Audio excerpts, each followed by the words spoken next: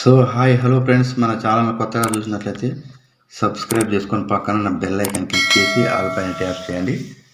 తెలంగాణలో మరో 2 గ్యారెంటీలకు శ్రీకారం.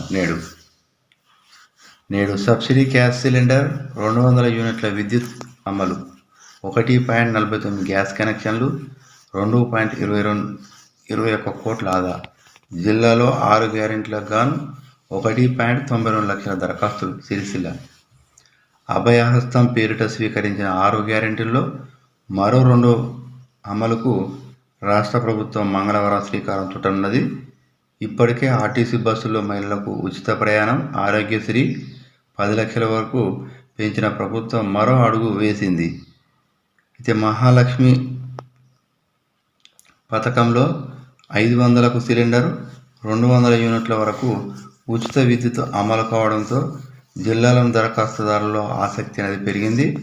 జిల్లాలో 6 గ్యారెంటీలకు గాను 1.92 లక్షల మంది దరఖాస్తు చేసుకున్నారు.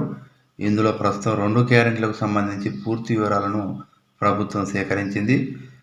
సిరిసిల్ల సహకార విద్యుత్ సరఫరా సంఘం ద్వారా ఉచిత విద్యుత్ కోసం 1.42 లక్షల మంది దరఖాస్తు చేసుకున్నారు. వారిలో అర్హులకు సంబంధించిన వివరాలను సేకరించి ఆన్లైన్లో కూడా చేశారు. 1.22 లక్షల మంది వివరాలు ఆన్లైన్లో నమోదయ్యాయి. జిల్లాలో గ్యాస్ సిలిండర్లకు సంబంధించి 1.65 లక్షల మంది దరఖాస్తు చేసుకున్నారు.